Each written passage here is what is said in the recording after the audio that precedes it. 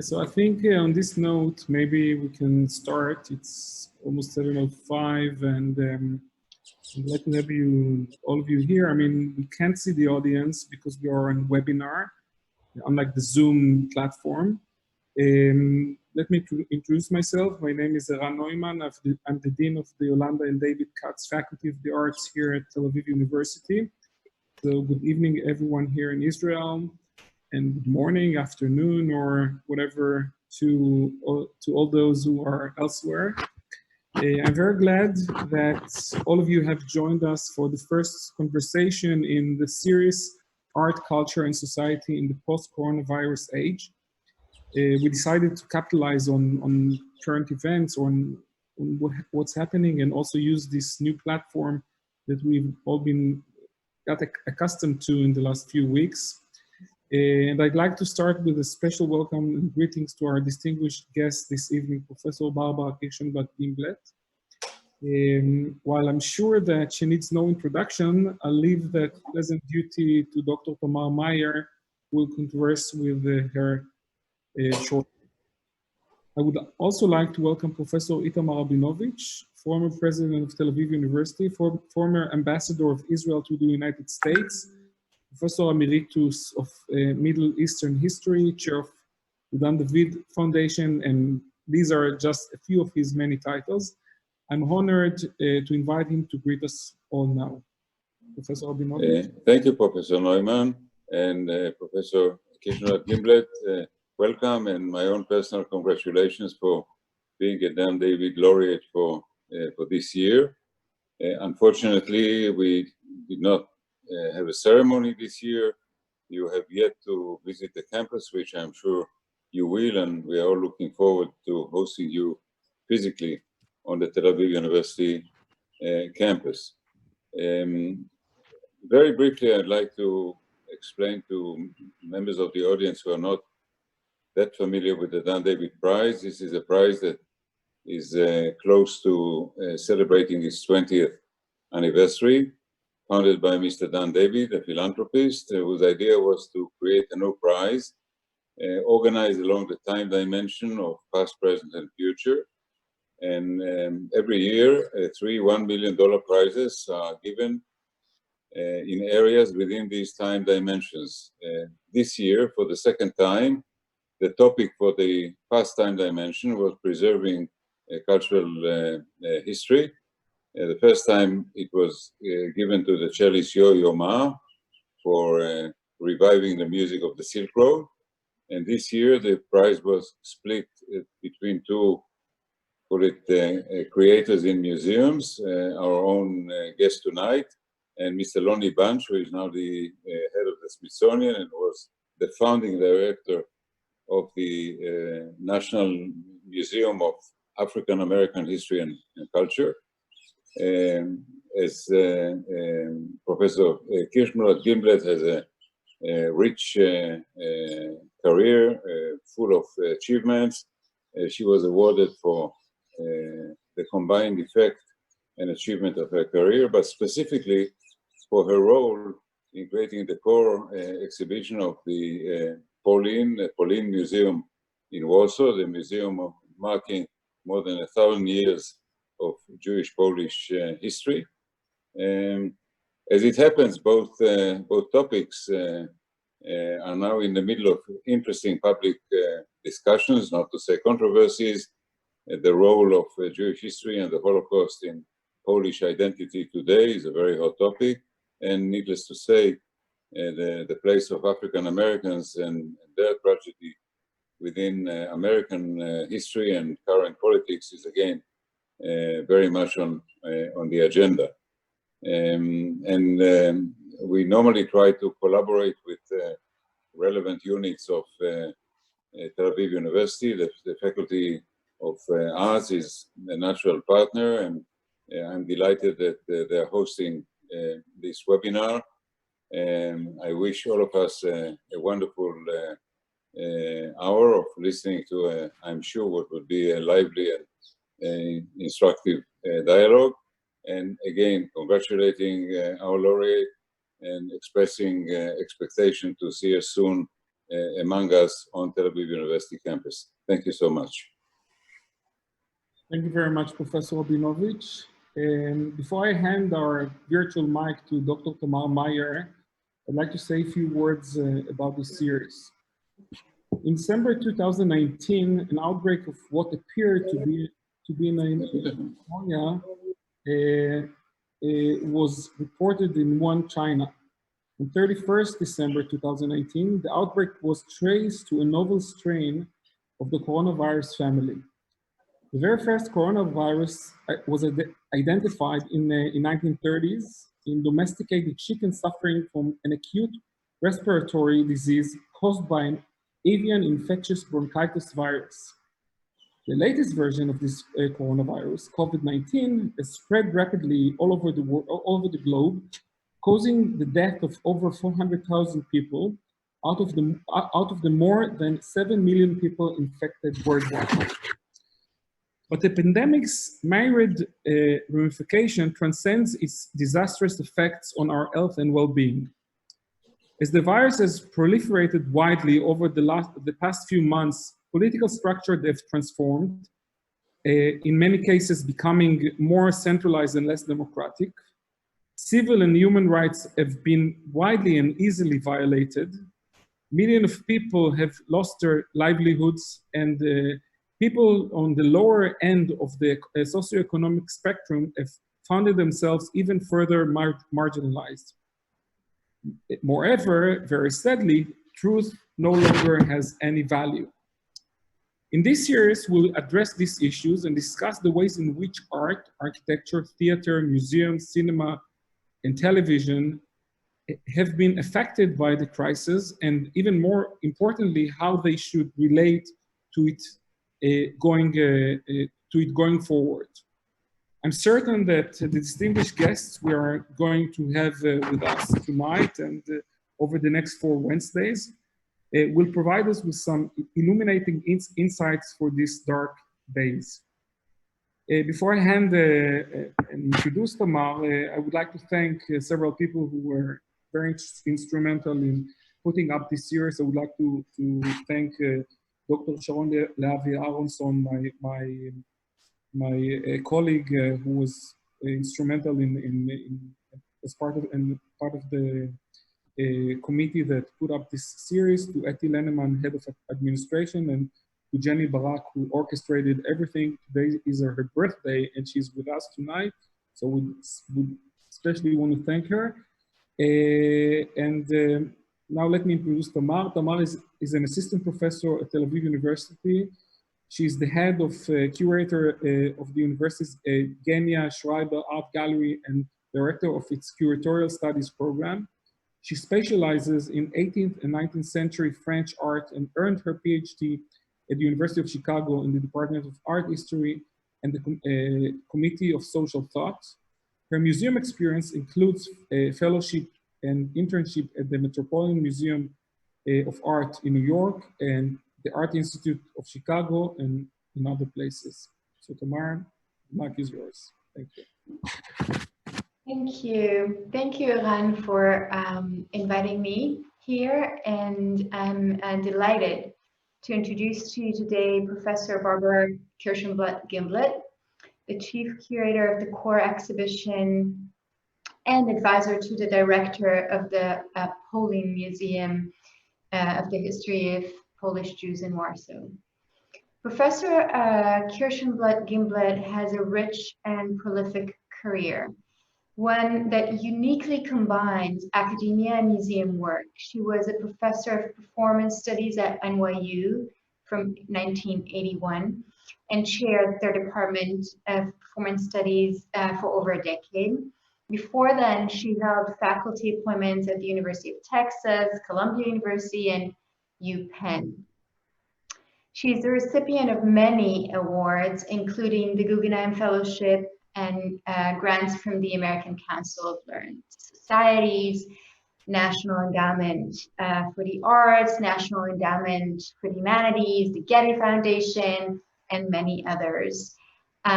In 2008, she was honored for Lifetime Achievement by the Foundation for Jewish Culture. She received the Mlotek Prize for Yiddish and Yiddish culture. In 2015, she received the Marshall Clare Award for her contribution to the social scientific study of Jewry, and the Officer's Cross of the Order of Merit of the Republic of Poland for her contribution of the Poland Museum. In 2017, she was elected to the American Academy of the Arts and Sciences, and as we know, and in 2020, she was honored the Aviv Prize. Professor Kirshenblatt-Gimblett has published extensively.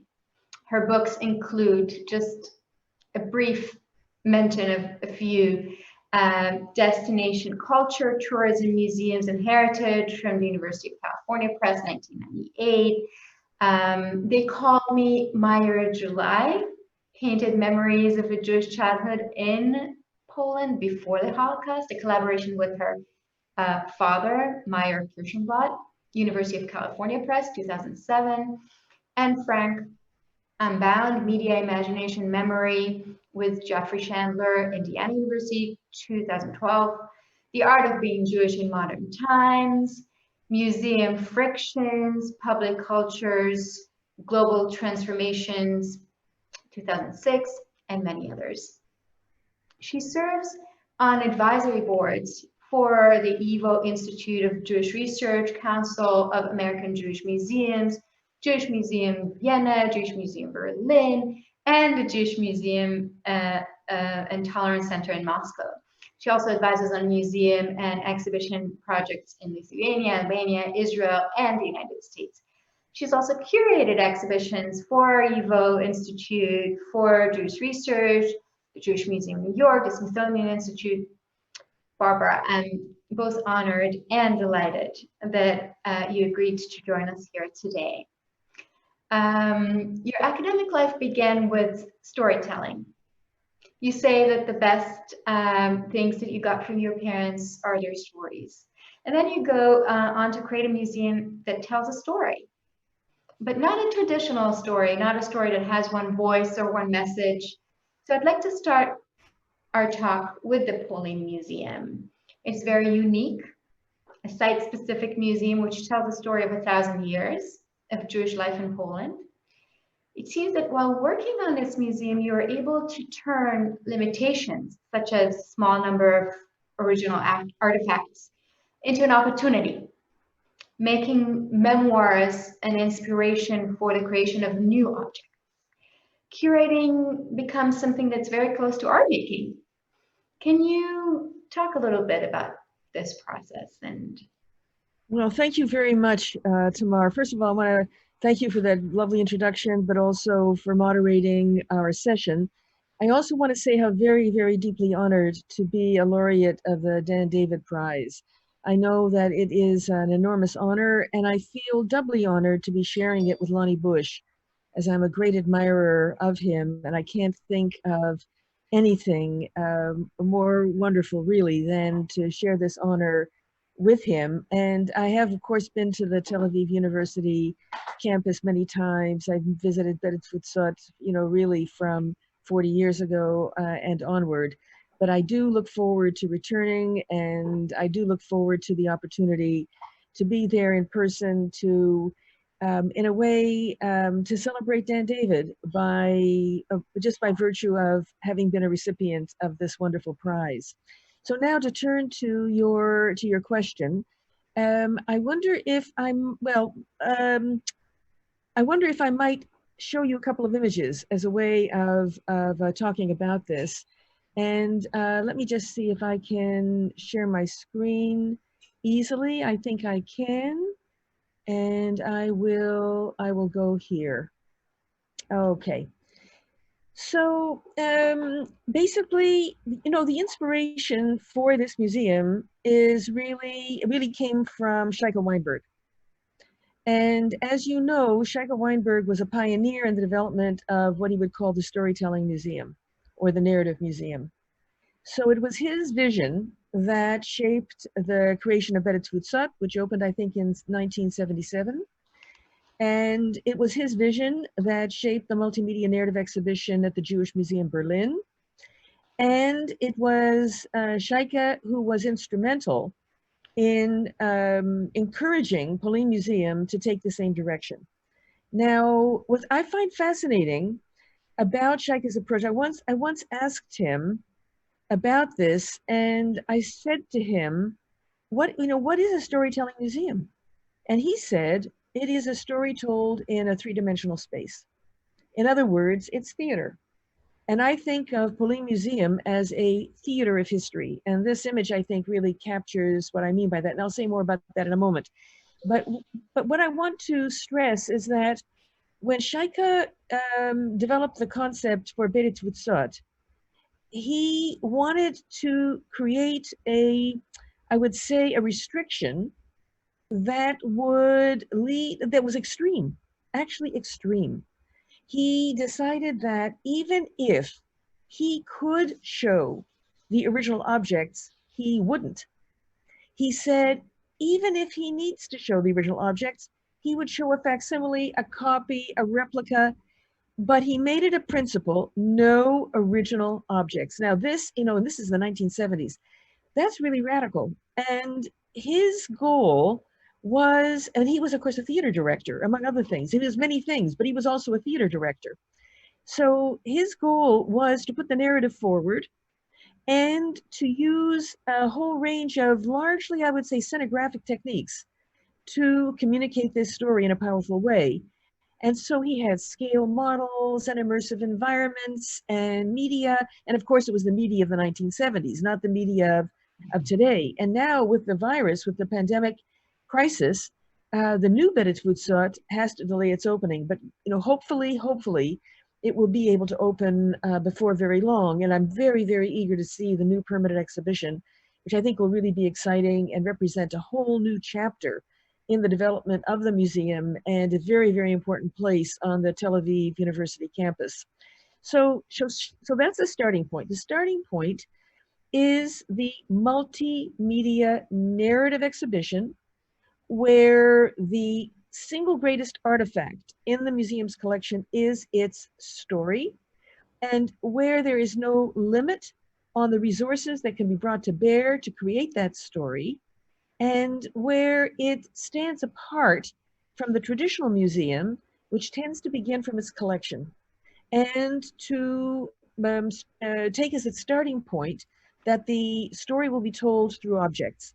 Now, I personally love objects, and I love object-based museums, so don't get me wrong. And in fact, when I first got involved with this museum and I saw that it was going to be a multimedia narrative museum, I was really, I wouldn't say alarmed, but I wasn't very attracted to the idea because I had some idea that it would all be computer screens, and I couldn't think of anything worse.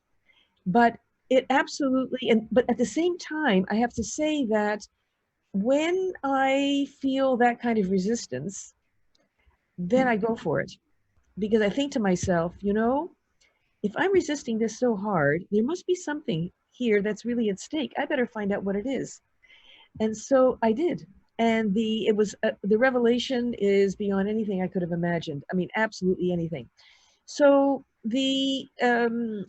now, I would say that in Shaika's case, it was like a radical experiment, coming from a theater director.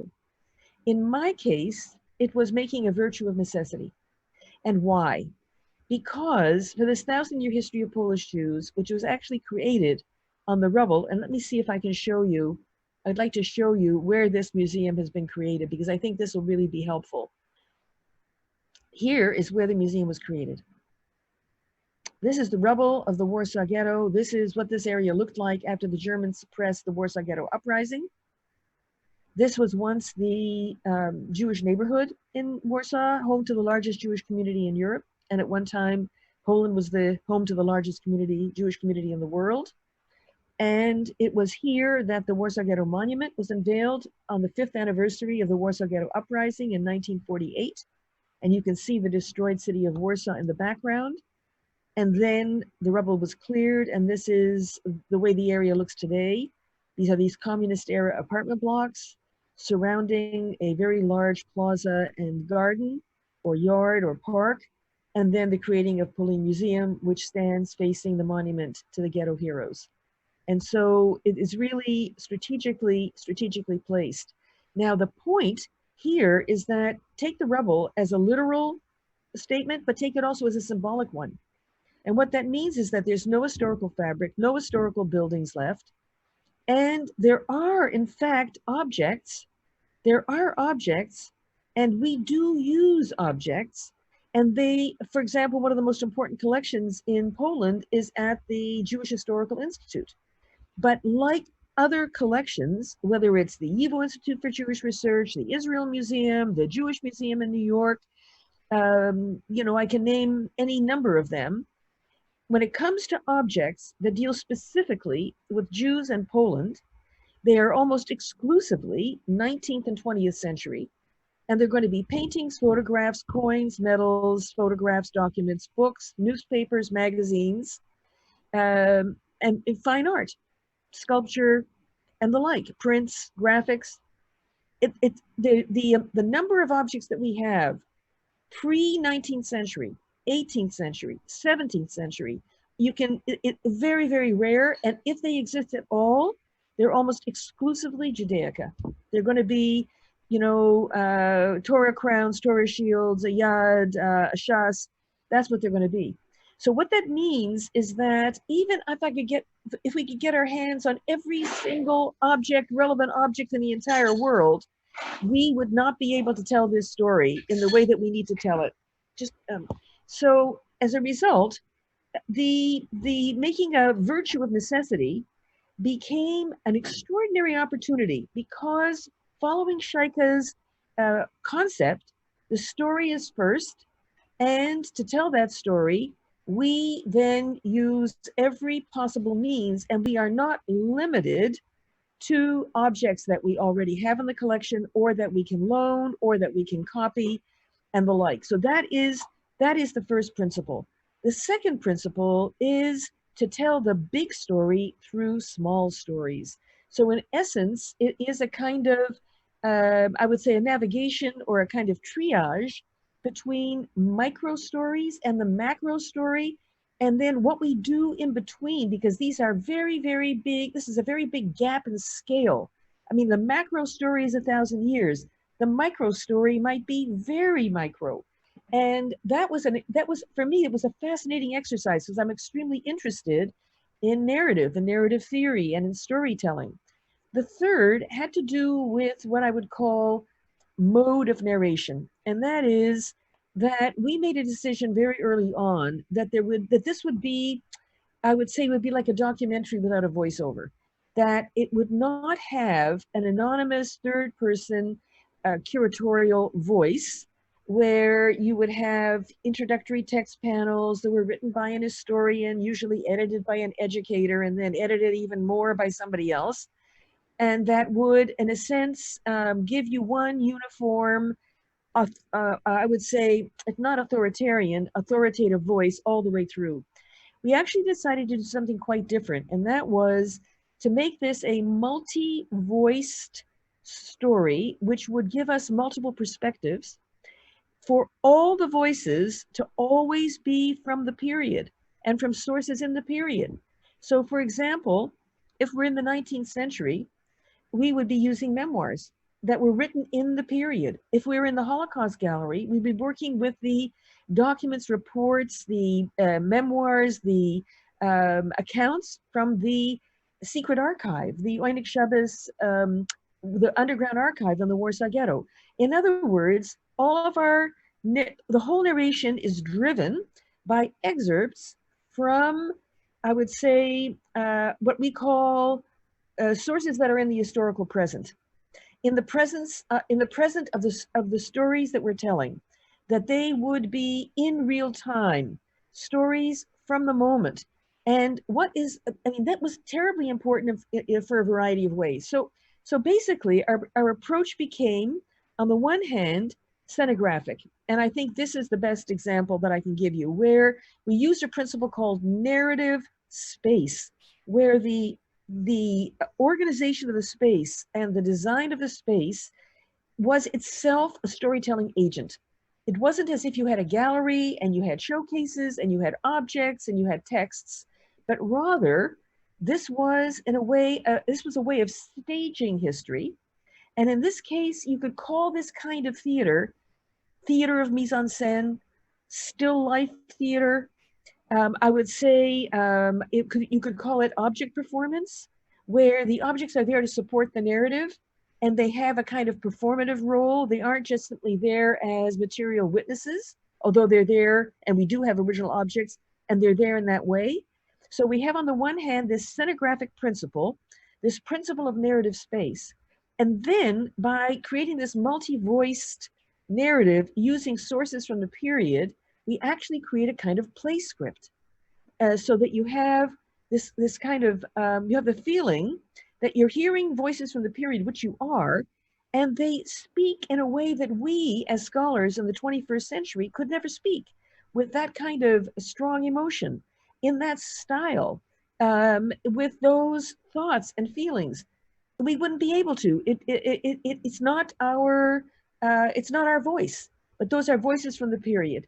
Now, there were at least two reasons, and then, I'm happy to shift to a different topic, but there's several reasons why we think this approach is very powerful. First of all, because it's a multi-perspectival approach, that it's always offering you multiple perspectives, and it creates a kind of opening for the visitor to be thinking across these perspectives. And we think that's very, very important. And we treat this, the way I would say is that this approach is an approach that is authoritative without being authoritarian, so that we're not imposing a master narrative on this story, but we're actually opening it. And sometimes these multiple voices are in harmony, they agree with each other, and sometimes it's pure cacophony. They don't agree with each other at all, and a visitor has to try to understand where are they coming from. The second is that this is a way of keeping our visitors in what I would call the historical present of the story. Now, why is this so critically important?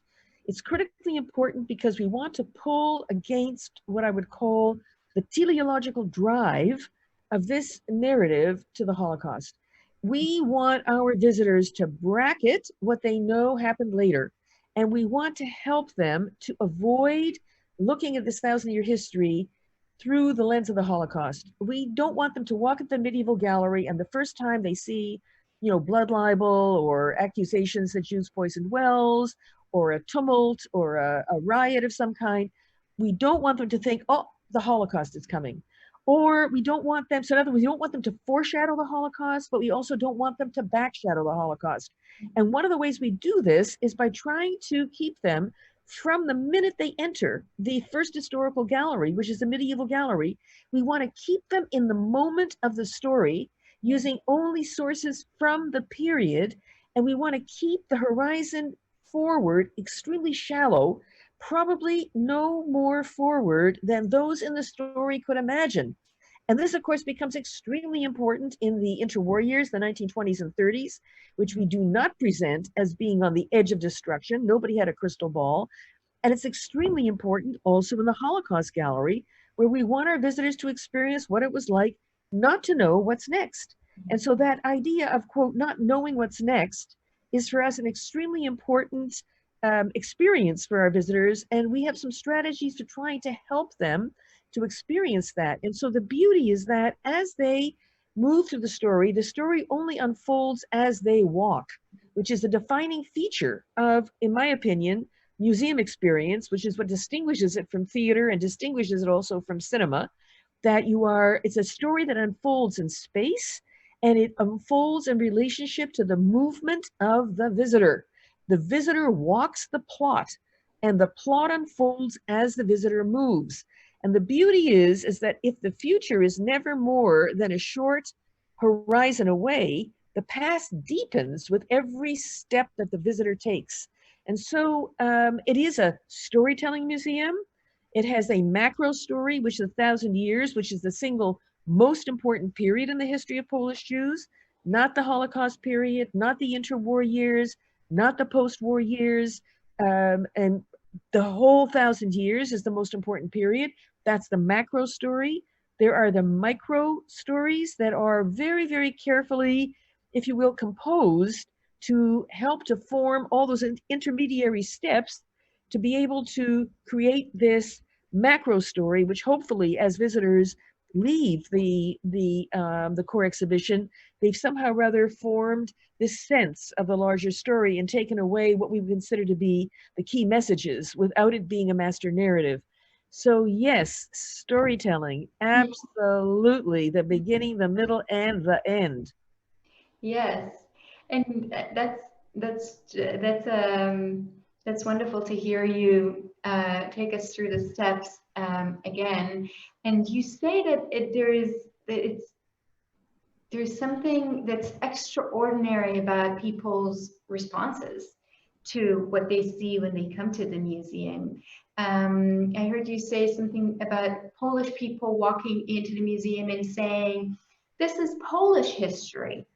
And Jews going into the museum saying, "I had no idea that Jews lived here for 1,000 years," or "I feel the depths of the loss much more." And so it seems like the exhibition is able to create what I heard you call a zone of trust, where visitors can find their way of confronting, the past. And it is an amazing achievement that the museum is able to deal with national identity not through a national story of the nation. But there's also been some criticism that some people think that the museum doesn't represent anti-Semitism as a dominant enough element in the life of Polish Jews. And I'd say that museums in general, and very much a museum of this type, is subject to different types of external pressures of different sorts. So can you talk a little bit about responses, experiences, pressures, how you believe museums should be addressing those? Okay, well, thank you. Actually, Tamar, that's a really beautifully formulated question, and it touches on so many aspects of the museum that are important to us. So the first thing I would say is that our approach to, I mean, there are many, oh my God, the criticisms, from one of Israel's distinguished historians, the name will remain unmentioned, said in the interwar years that one of the 4 main thematic areas should be devoted exclusively to Polish anti-Semitism, which of course we wouldn't do because we thread the question of Polish-Jewish relations all the way through the exhibition. We don't even use the term anti-Semitism until the second half of the 19th century. But I would say this, bottom line, and this I think is the key to what you are getting at, is that we present what we call a spectrum of relations. And this is very important. This is a spectrum of relations rather than black and white. Was it, if it was so good for the Jews, why was it so bad for the Jews? It was so bad for the Jews, why was it so good for the Jews? That's the usual mantra. And actually, it's not a bad formulation because we could have a very long conversation about both of those formulations. But what does it mean to basically to use the principle of a spectrum of relations? So what does it mean, spectrum? It means that it's a story of coexistence and, if you will, conflict, of cooperation and competition, of separation and isolation, of integration and exclusion. And that's not a set of, if you will, like equal weight on the scale. In any given moment, one side of the equation may be dominant. At another moment, another side of the equation may be dominant. And for us, one of the things we need to account for is, how is it that this is a continuous history of 1,000 years? No expulsions, not like Western Europe, no expulsions. Number one. Number two, how is it in the 18th century that half the Jewish population in the entire world was living in the area of the Polish-Lithuanian Commonwealth? 750,000 Jews. How does that happen? How does it happen that this area becomes a center of Jewish life? That there's a shift from the Rhineland to this territory in the early modern period, pardon me, and that it becomes a center and creates an incredible civilization that is with whose legacy we live today. You can't explain that by essentially making this making the history of Polish Jews a history of anti-Semitism. It's a distortion, simply. Nor would we for a moment want to create a kind of rosy picture and whitewash this history.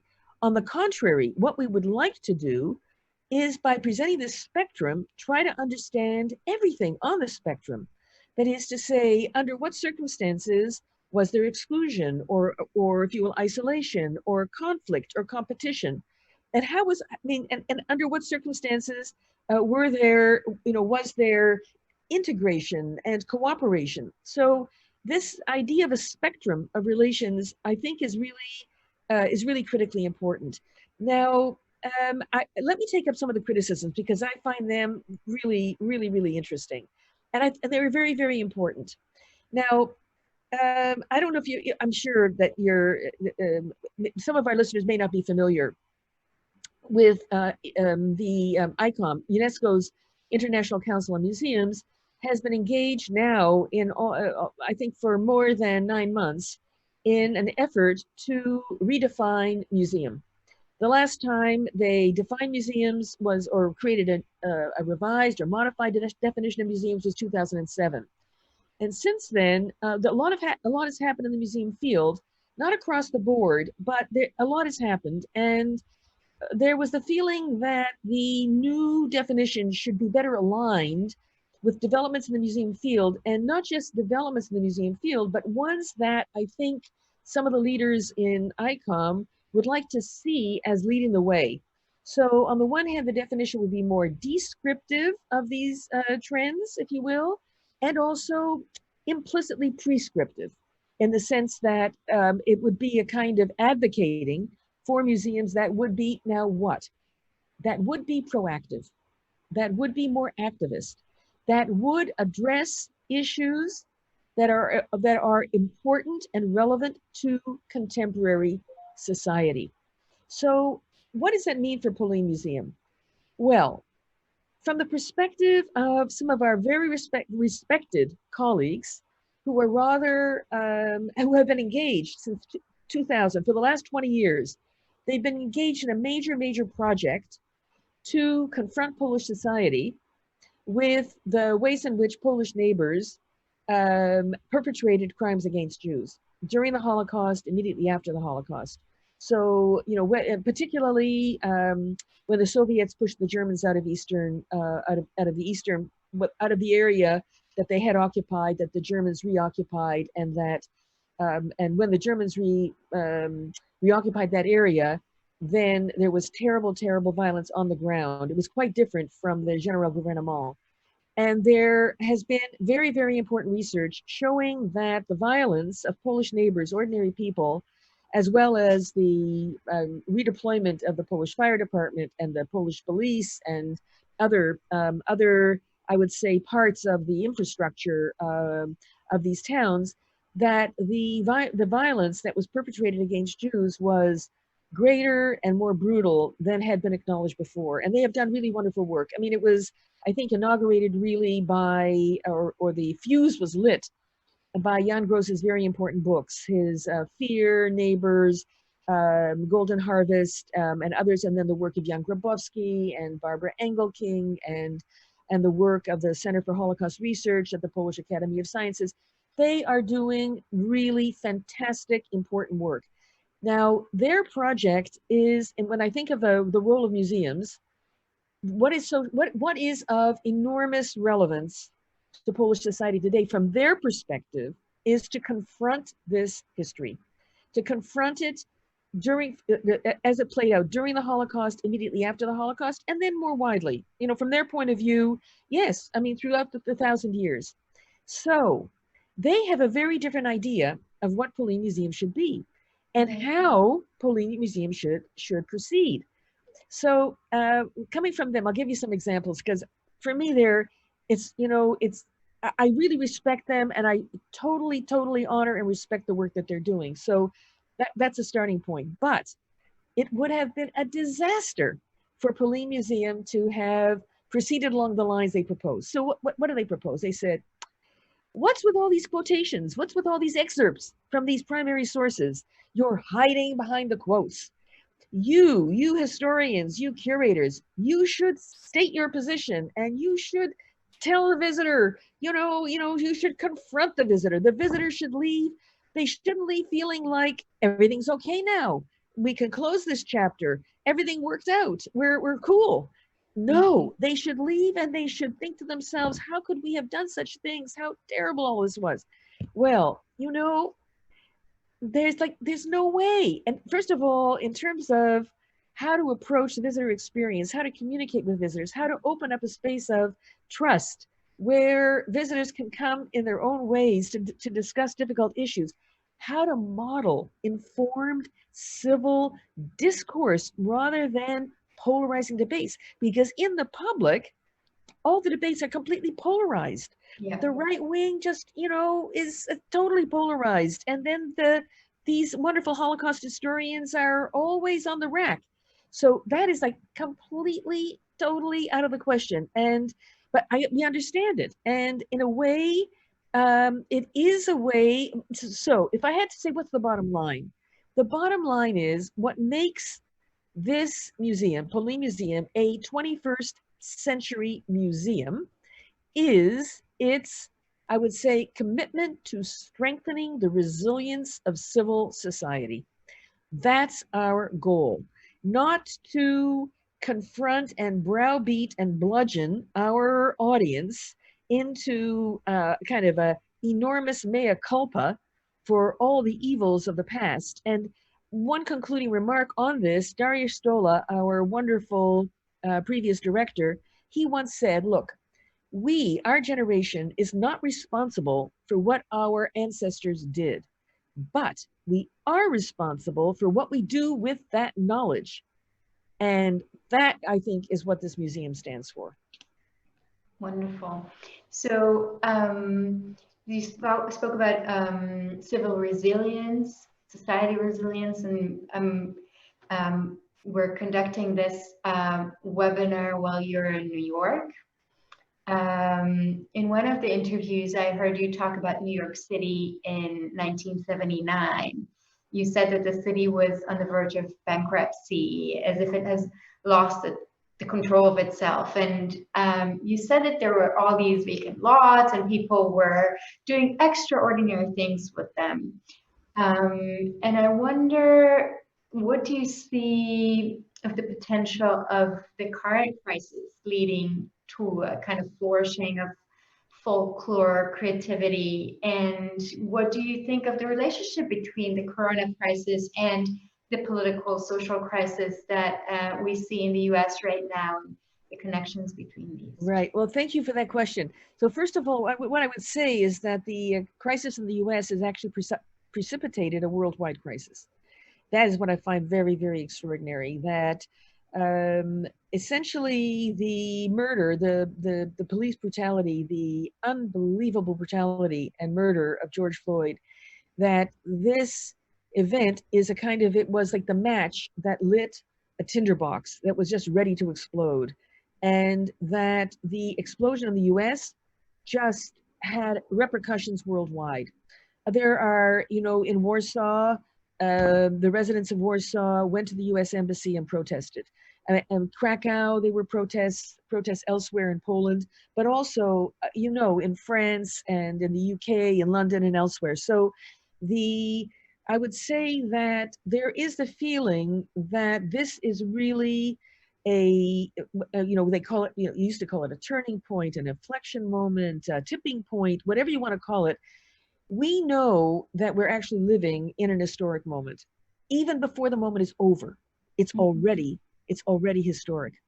So what we're seeing, what I would say is, first of all, these protests are taking extraordinary forms and forms that are quite specific to this moment, like kneeling, for example, or but also traditional forms. So the barricade around the White House now is completely covered with protest posters and other elements, which we know from other protests and other events. But then I'll tell you what I find, because I think always in terms of museums, I'm extremely interested in how Jewish museums are responding.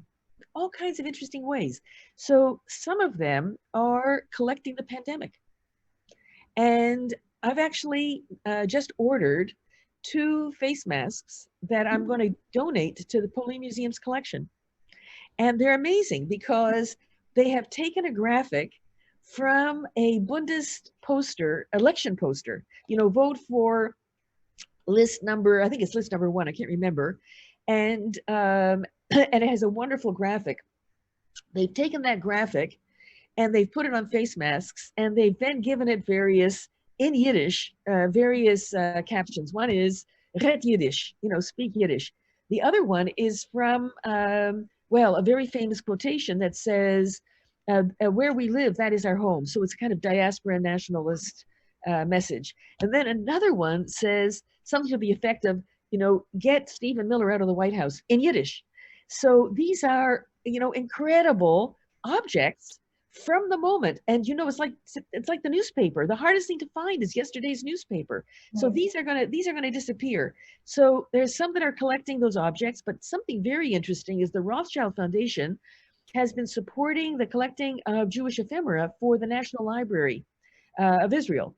And their most recent initiative is for what they call their digital Geniza, of collecting all the digital stuff related to COVID-19. And oh my God, what's out there is unbelievable. All kinds of memes. And if you would see all of the parodies of the, you know, Passover Seder plate, of the Haggadah, of the 4 questions, of Dayenu, of, well, certainly the way of funerals, minyanim, just all these ways of adapting to social distancing. And also, I would say, gallows humor, you know, which we know from the Holocaust, that humor in times of crisis is another whole story. So I think that they're, you know, bring out the ethnographers. We need the ethnographers. We need the folklorists. We need to document the moment, because in fact, a lot of this material is ephemeral. I mean, I've been collecting, you know, not I would say systematically and not on the scale that it deserves. But I think that the Rothschild Foundation's initiative and the role of the National Library in collecting this material is really great. I hope that Beit Tfutzot is collecting. I know, for example, that the Jewish Museum in Sydney is collecting to document how their community locally is coping with this crisis. Yeah. So talking about the global and the local, and being taking it one step further, in a recent, you've had a very recent interview in Haaretz in English, and you talked about the type of perspectives or content that can be shown in Israel but couldn't be shown in Europe or in the US, as if self-criticism is okay, but external criticism is not okay. And I wanted to ask you a bit more about this insider-outsider relationship in terms of your own connections to Poland. And you say that it was something enormously appealing to, there was something enormously appealing about your process of getting citizenship in Poland, that it was a confirmation of something that you already sort of owned and that was officialized. And I'd be interested in hearing more, and maybe add that in the field of museums, we have quite a bit of these debates of the question of who's entitled to produce knowledge about a certain culture. And there was the oppositions in social media a few years back about the Brooklyn Museum hiring a white curator of African art. And while these were deemed unjustified, these voices were heard. And I wanted to sort of listen to what you have to say from your personal perspective on these. Well, you know, it's interesting is what's controversial where and why. In the Polish context, what's really controversial is so-called Polish anti-Semitism. This touches a nerve. This is so incredibly painful. And, you know, you can do nothing worse, that I can imagine than to say to somebody that they're anti-Semitic or their comments are anti-Semitic. It is extraordinarily painful. And also, I would say that the way this plays out, the other piece of it, in a way, the flip side of it, is the feeling that the Polish suffering has been somehow occluded or overshadowed or underappreciated, and particularly as if there were a competition between Jewish suffering and Polish suffering. So this is, I would say that the touchiest, most sensitive area is this, not Israel. I mean, Poland is very, except for the very far right, but basically overall, even from the point of view of the state, Poland is very pro-Israel. And so I don't, I haven't seen, well, actually, I should take it back. I think that the Israeli embassy in Israel has had its issues. It's had its problems and protests and whatnot. I should take that back. I think it's more complicated. But let me put it this way. From my experience at Polin Museum, let me just confine it, restrict it to that. Israel has not been for us a source of controversy. It hasn't been a point of maybe, because it's not a central topic. Right. It appears, obviously, the formation of the State of Israel is a very important moment in the post-war story. Immigration to Israel, to Palestine, first of all, and then to Israel. So that isn't really the issue. So your need to sort of reaffirm your. Okay. So,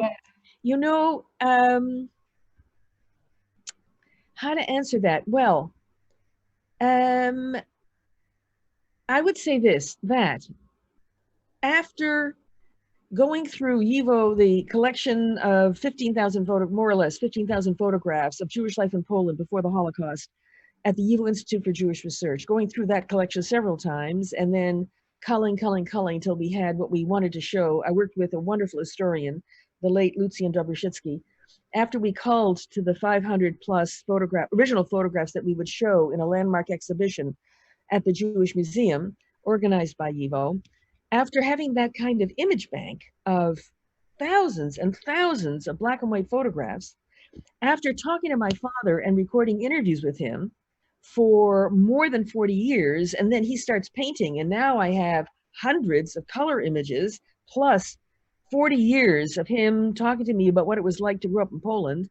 Then in 1981, I said to myself, you know what, I have to go. I know it's not going to be his Poland. It's not going to be the Poland of the 20s and 30s. It's not going to be the Poland of those 15,000 photographs. It'll be whatever it is. And when I got there, it was martial law. It was under communism. But then, as I had the opportunity to work on the museum, I realized I had to live in Poland. Even if it wasn't my father's Poland, it was going to be my Poland. It was going to be the Poland that I would know. And the only way that I would know it would be to live it, and to live it in my own way. I mean, I wasn't born there, I wasn't raised there, but I would live it in my own way.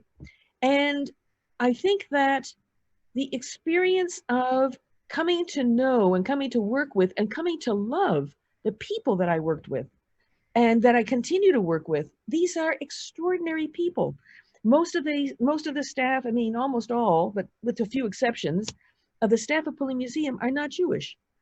But their devotion, their dedication, their knowledge, their talent, their creativity, their decentness is just, it's off the charts. And I just came to feel at a certain point, basically I'm an all or nothing person. So it was either 100% or nothing. So I was going to live there 100%, and I was going to become a Polish citizen. And in fact, by virtue of the fact that my parents were Polish citizens, basically I was a Polish citizen, except that I had to, in a sense, prove it and to get a passport.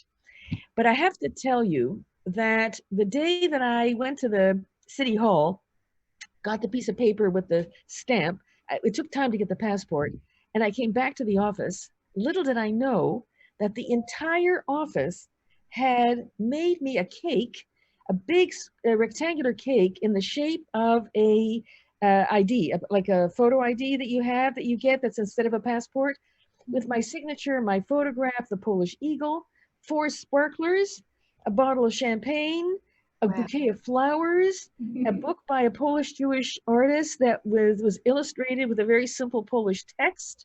My oldest friends in Poland from the 1970s who, read a beautiful speech. I was overwhelmed because what I didn't expect was how important this was to my colleagues and how deeply moved they were that I had become a Polish citizen. So it was really deeply, deeply meaningful. Yeah. I treasure my Polish passport. Yeah. It sounds like, you know, in life and in art and in the museum, the vision of coming closer together is sort of a leading um, has a leading impact on how you lead your life and your career. And it's amazing that your museum is able to do that, that it is able to bring people together that way. And I wonder how you think of the function of the museum and its purpose of creating this kind of space that brings people together in the situation we're at, where we each, you know, spread in our little virtual world. I mean, technology has helped museums quite a bit during this time. They've gone virtual and they've used technology to do all these different things. And then there is a debate on whether, what are they supposed to do next? Are they supposed to go back? Are people going to be eager to go back to the actual physical experience, or are they, I mean, we, I guess, all realize that they can't go back to exactly where we were before this happened. Are people going to care about going out of their houses, or they're going to prefer to remain in the virtual realm because they can, or are they going to feel like this is a substitute, or are they going to be afraid to go out? I mean, how are museums going to cope with all these kind of limitations and inhibitions and what reality has created for us? Well, I think all museums are struggling with this now. And what I would say is this, first of all, I think museums have responded very creatively, and Polin Museum has responded very creatively to the pandemic shutdown, the lockdown, and when the building was closed. And that has taken, it's taken several forms. I mean, one form is obvious, which is just to migrate, to basically take what you do offline, put it online. Now, it's not an equivalence, not by a long shot. There's absolutely no comparison, not at all, between sitting in front of a monitor on your desk at home and being in the physical space of an incredible, having an architectural experience, which is one of the most important experiences at museums. In fact, the architecture, the building is the museum's often, not always, but often the museum's single biggest, greatest, most spectacular artifact. So you can't experience architecture from a picture on a screen. I don't care how virtual, how bird's eye, how Zoom, how drone, you know, whatever techniques are used, all of those are useful, but they are no substitute. They're different. They're simply different. So that's the first thing. But I would, so migrating the stuff online, these so-called virtual tours, you know, Zoom lectures, this, that, and the other, that's all very well and good. And the upside of that is that those activities, those programs are reaching much greater numbers of people than the museum would reach. I mean, that is the upside. You know, they might reach 400 people for a lecture that in person would be 75 people, 100 people. So the question is whether they can convert those online viewers to in-building visitors. This would be a huge challenge for them. So, okay, migrating the stuff online, it's obvious. But what's more interesting are solutions that were born digital. That is to say that they actually created under pandemic conditions to meet pandemic, to in a sense seize the opportunity of these new platforms and media and to do things with them they had never done before. So in the case of Polin Museum, I'll give you two examples. One, I don't know how they did it, but they, in record time, under pandemic conditions, in record time, they created a radio station, Polin Radio. Now that's not going to go away. That's going to stay. But you know, I don't know whether they were thinking of it. I don't think they were. I'm not sure that they were even thinking of it beforehand. But somehow or other, under these conditions, I would say that audio, like podcasts, and being able to listen to something while you're walking, while you're running, while you're in the gym, pardon me, all of a sudden, it's like old media in a new medium format, but old media, which is like simply listening, is back. So, but the idea that they call it radio and that they can repurpose archival recordings, but also create new programming.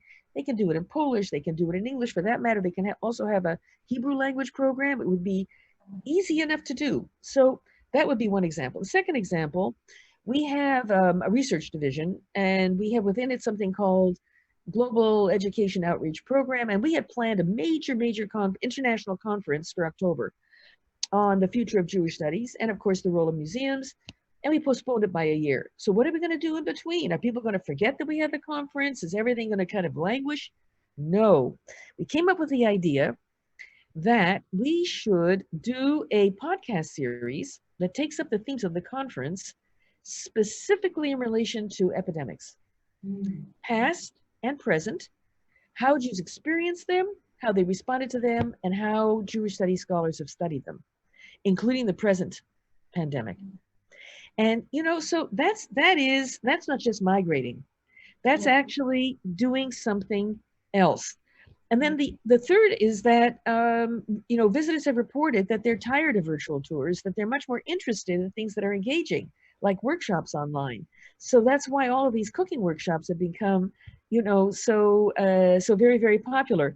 And okay, so what I would say is that I think there's a kind of silver lining to what museums were doing under pandemic conditions, that that museums learned a lot from what they were doing, and that there will be very positive outcomes going forward. So that's one.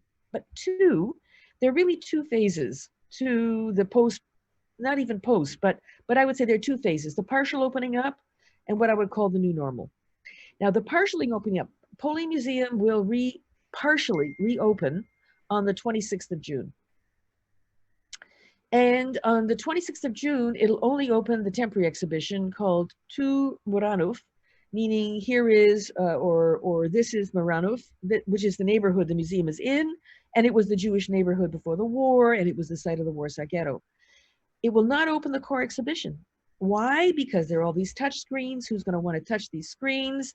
There are some smaller spaces where there would be crowding, and some of it is, you know, is intentional, like in the Holocaust Gallery. So it's unmanageable under these partial, still somewhat pandemic conditions.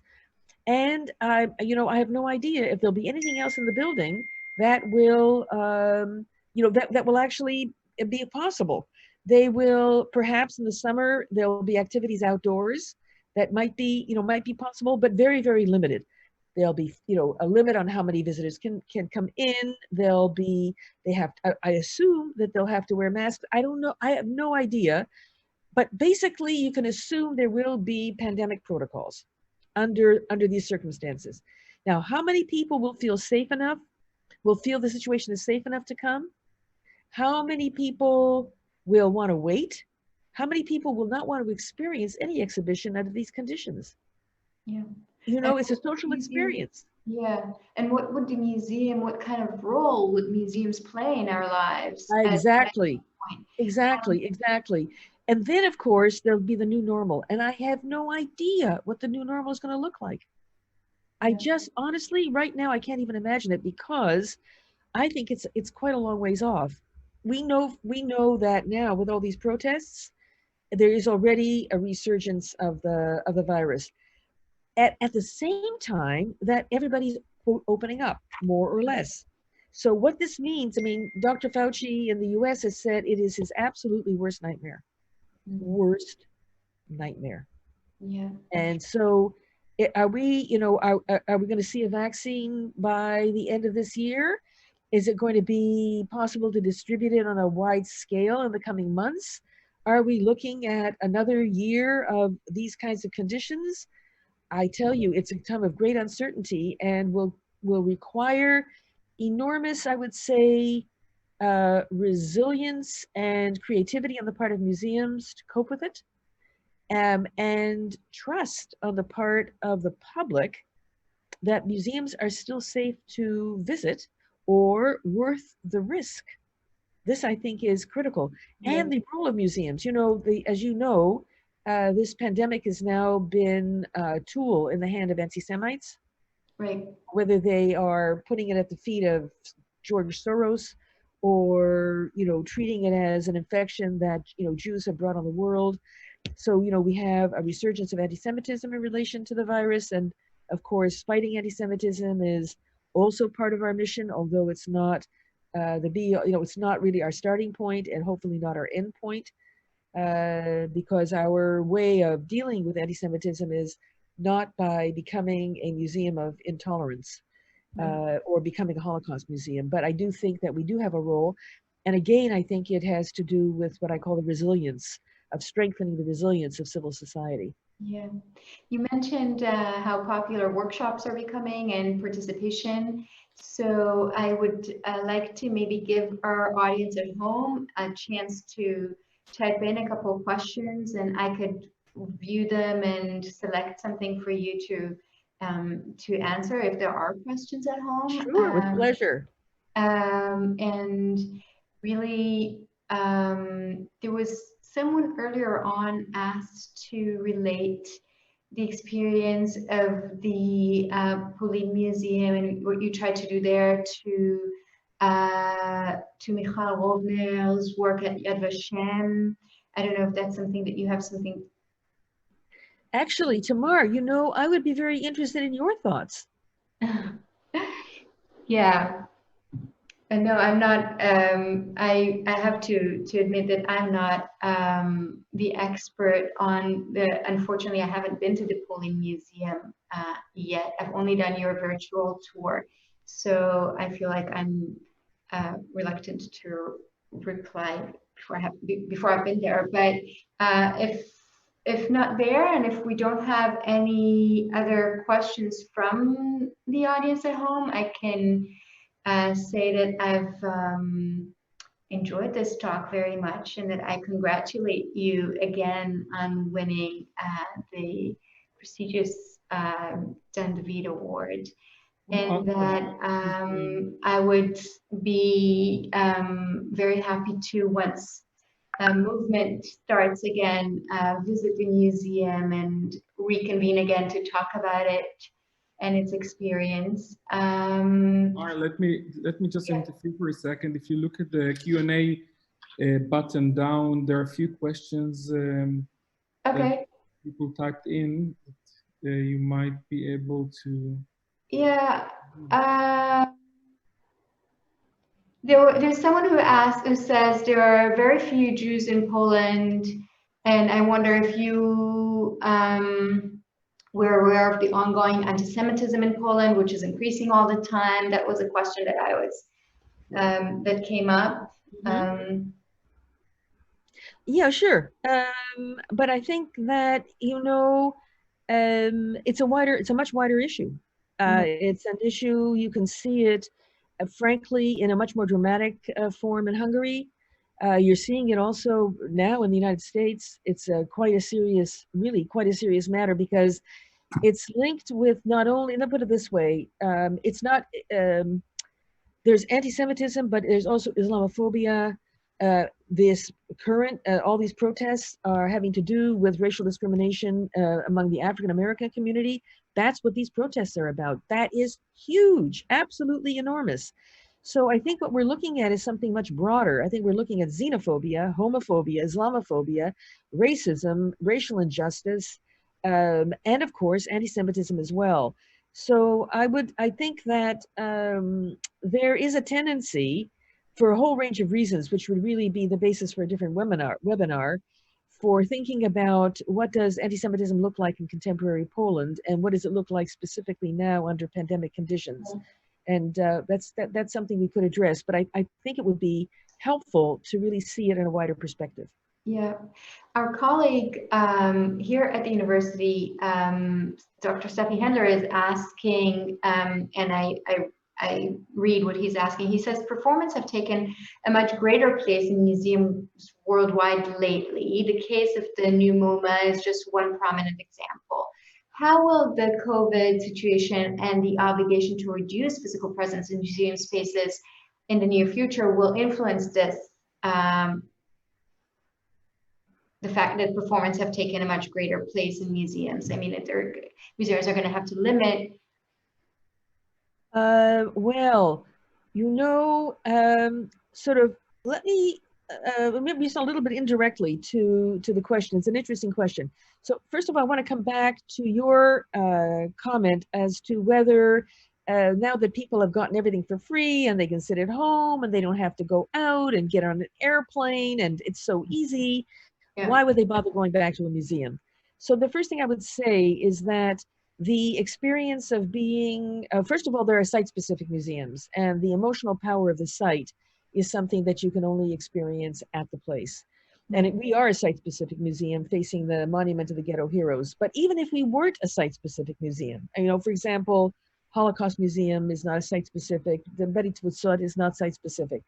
So, but I would say that the physical, embodied experience of being in, I would say, the narrative space of an exhibition and the social nature of it, of being there in the presence of others, whether it's with your friends and family or with a group or in the presence of strangers, that it is a shared experience. And that, I think, is also a very, very important aspect of it. So there is no comparison between viewing a picture, I don't care if it's a video, on a you know, my laptop screen sitting at my desk, and being physically in a space. And it's so that, I think, you know, goes without saying. But then the second thing I would say is what is really extraordinary about the new MoMA.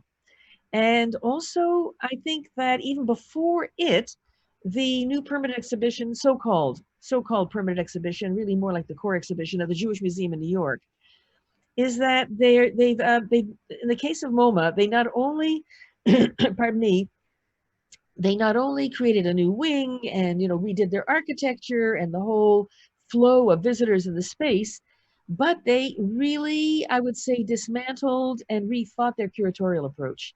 And this is something that the Jewish Museum in New York had already done at least a year, if not longer, before them, which was to move away from the idea of a permanent exhibition organized by periods, by schools, by artists, but rather to think in terms of a much more nimble, much more mobile approach to bringing together works that you might not normally see in relation to each other, organize them around themes that might be surprising and that might create unusual and thought-provoking juxtapositions. So in a way, and this of course is quite specific either to art museums like MoMA or to the Jewish Museum, which has rethought itself as an art museum, essentially the Jewish Museum as expressed and seen through the lens of art. So I think that's really, really interesting. I'm not sure I fully understood the question in relation to Jewish visitors. I mean, no, yeah, the question wasn't in relation to Jewish visitors, but just the role of performance, its prominence, and how the pandemic is going to influence it. But I think you've answered it one way or another.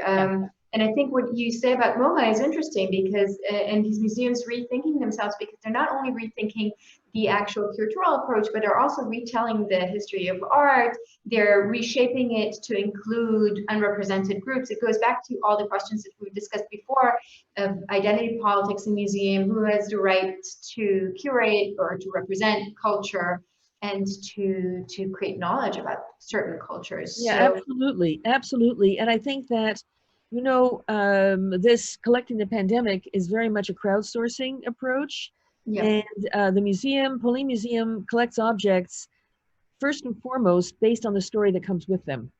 So objects that come with a story are for us much more valuable than the most precious and wonderful object in the world that doesn't come with a story, that comes with an auction number and nothing else. And, so, yeah. Yeah, and this relates to another question that came from the audience here that is a beautiful question. How do you see the role of your user after visiting the museum? How can they contribute to the storytelling space? So you've started to say something about that. Can you say a little more? Sure. You know, I think we could, well, we probably could do more with this, but we do a certain amount. We have cards. You would, instead of well, we have a visitor's book also, but we have very beautiful feedback cards, and there are two of them. One says, "I came to the museum because," And then the other says, what I most remember is, or what I was, what I most remember, or something rather like that is. We have gotten some amazing, amazing responses, including some storytelling. And what I like about these cards is they're filled out in pencil. They're not on a computer. People have to slow down, and they're handmade, and they have to write. And sometimes they draw, which is also really lovely, really, really lovely.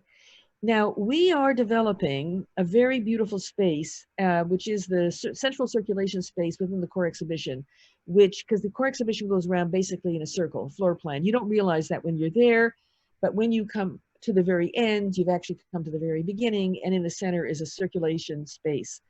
And that space is dedicated to what we call expanded geography. In other words, where did Polish Jews go? Because most Jews whose families came from Poland are not living in Poland today. They're living all over the world, and there are millions of them. So where did they go? What did they take with them? What kind of lives do they make in their new homes? And what is their ongoing connection with the places where their families once lived? And we've commissioned films that are local, that are really about those experiences. And we will have some kind of application and web presence where we're going to encourage people to tell their stories, but also to upload photographs, objects that are related to this theme. So I do think that I think, for example, I know the Beretz Futsot has been crowdsourcing stories, which I think is really great. And Sydney Museum for sure. So I think there's a huge opportunity there, and definitely it's very, very worthwhile. Yeah, wonderful.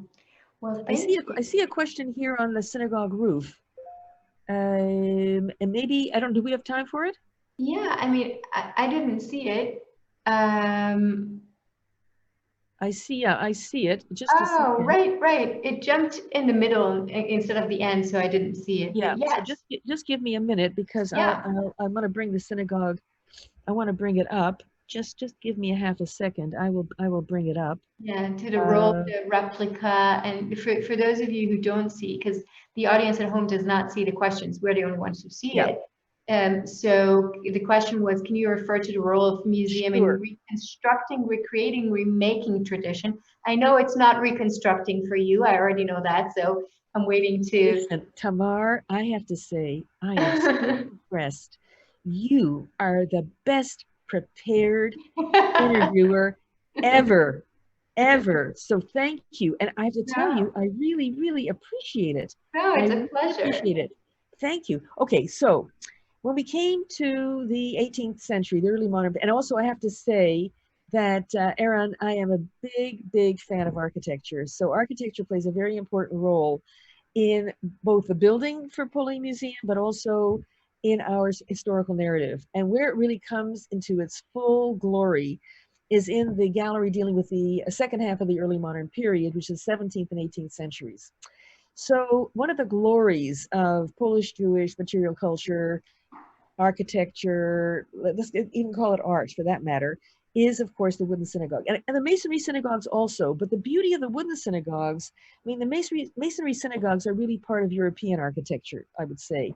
But the wooden synagogues are part of the history of vernacular architecture in a land of forests and working with wood. And they are a beautiful expression of a Polish-Jewish symbiosis, because you have, a local Polish, Ukrainian, Lithuanian, Belarusian, I would say, vernacular wood carpenters who are helping with the timber framing and with the exterior, and you have Jewish artisans who are carving the Torah Ark and who are painting the interior.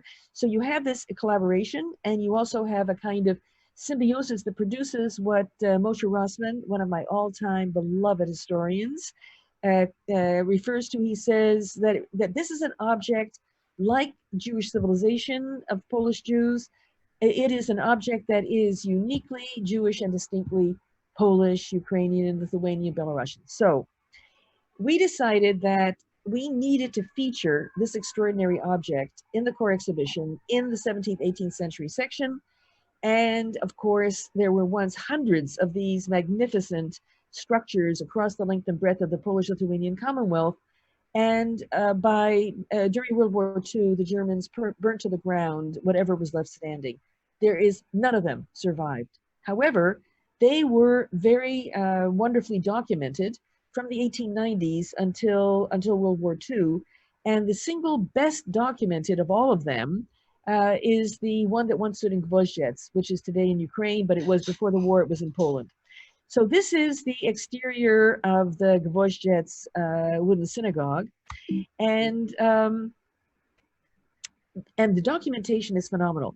So what is it? So in the 1890s, there was a Polish artist who did his PhD dissertation on the synagogue, and he obviously saw it for real, and he made drawings and of the painted ceiling and measurements, and the whole dissertation was written in hand, and the whole dissertation has survived. But then between 1910 and 1913, there was Alois Breyer, and these drawings are actually in the Tel Aviv Museum of Art. It's in their archive. They've got the Breyer collection, and he made hundreds of, cross sections, then floor plans and measurements, and he even made a color study of the painted ceiling that gives us our color references. So we have extraordinary, and he took, of course, it took gazillion photographs. So in addition, Isidor Kaufmann, a Jewish painter in Vienna, in the late 1890s, he was spending months at a time in Galicia, in the, I would say, the Austrian partition of the Polish-Lithuanian Commonwealth. And he was just absolutely mesmerized by these painted interiors. This is from the painted interior of this particular synagogue. So now we have another set of color references.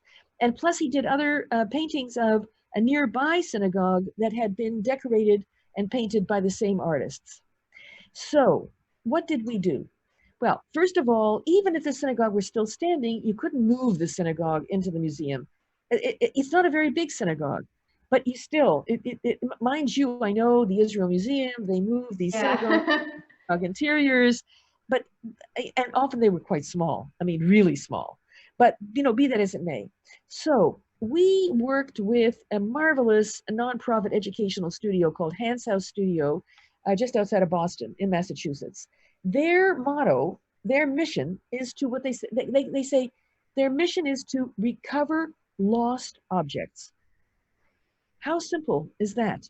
They say you cannot recover the original object in the sense of the original material, but you can recover the knowledge of how to make it by making it using traditional materials, tools, and techniques. And they had already started to do that by, I would say, building. I don't even call it rebuilding. I don't like anything. Not reconstruction and not, replica and not, whatever. No, it's a new kind of object. They had already been doing that with the Bima, with the readers platform, the central readers platform in the Gwoździec synagogue at 100% scale. And they showed me a little video, I think in 2007. I thought to myself, this is it. And they actually wanted to reconstruct a whole synagogue. But in any event, we decided, okay, we're going to do the painted ceiling and the timber frame roof. And I mean, I would have taken the whole synagogue. Director said it was too much. And so we didn't, and we did it to 85% scale. So we then proceeded to organize this project. We went to an open air folk architecture museum in the south of Poland, outside of Sanok. And they were kind enough to say, okay, here's a piece of our property, go ahead and do it. And we then ordered 200 raw logs with the bark still on. And we organized a team of over 300 volunteers and experts, including timber framers. This is from the American Timber Framers Guild, but also European timber framers. You have to understand that timber framers from these that love to do this traditional timber framing, they're maniacs. They're crazy about timber framing. They have their traditional tools. They bring them in golf bags and in ski bags on the airplane. And they then actually, they're like Lord of the Rings. They actually prepare and train people who have never even picked up a hammer, let alone a screwdriver, including a pit saw and a traditional foot lathe. And in 2-week workshops in the summer of 2011, we completed the timber framing of basically the timber frame roof and also of the interior ceiling. We then basically kept all of the parts. We took it all apart. It's put together with wooden pegs. We pulled all the wooden pegs out, and we took it apart. We numbered all the pieces, and we put it under tarpaulin and kept it there for 2 years in all of this weather of winter, summer, spring, rain, snow, and waited until we could actually put all of these parts into an enormous truck and bring it from the south of Poland to the museum and bring it in the front door and lower it down without destroying the museum and reassemble it and then hoist it. It's 25 tons and then suspend it by chains from the ceiling, so it's not actually resting on walls or pillars or anything. In the summer of both 2011 2012, we conducted a series of painting workshops to actually paint sections of the painted ceiling. And we did that in existing, still standing masonry synagogues across the length and breadth of Poland. And we involved students and also experts. So it was an educational project. Some of these students had never picked up a paintbrush. And then we assembled the entire ceiling and installed it at Polin Museum. The ceiling and timber frame roof are 85% scale. The bima in the center is, 100% scale. And you get a feeling it's one of the most memorable experiences. And when kids come, we have little cushions that we have them, wear with straps. They walk around the museum like little turtles, with this cushion on their back. They can sit down on the stairs with the cushion, or when they come here, we say to them, lie down. And I think it's going to be one of the most memorable experiences of their life. And we were lucky enough that we could get the architect to create an opening in the gallery so we could bring the timber frame roof all the way up into the main lobby of the building, so that we did not shingle the whole roof, so you could look down inside and actually see the construction, because the construction of the cupola of the ceiling has nothing to do with the structure of the roof. And it's fascinating to see how this was done, but also the idea that one kid is showing another kid pointing this out. And I think that that's really, very, very extraordinary. So it was a great experience. We were really thrilled that we were able to do that. Yes, Wow. it looks fantastic. It brings me back to what you were saying at the beginning of the talk, the issue of the object, the integrity of the object or its status, and also relating to architecture. If you relate to architecture also as an object, to the object of architecture, what do you preserve? Do you preserve the object itself or the techniques, the craft, and so on? And I think this is a really revolutionary and radical approach to the ways in which we should relate to objects, and what do they say to us, and how do we relate to them. And I think preserving techniques is no less important than preserving the objects themselves. So I think what you've done there in the museum is really extraordinary in that respect. Yes, that I don't know that our colleagues Hans House studio was thinking in that way, but once we were working on this, I remembered that well, first of all, around the development of the category of intangible heritage at UNESCO, that it was very interesting to think of architecture as intangible heritage.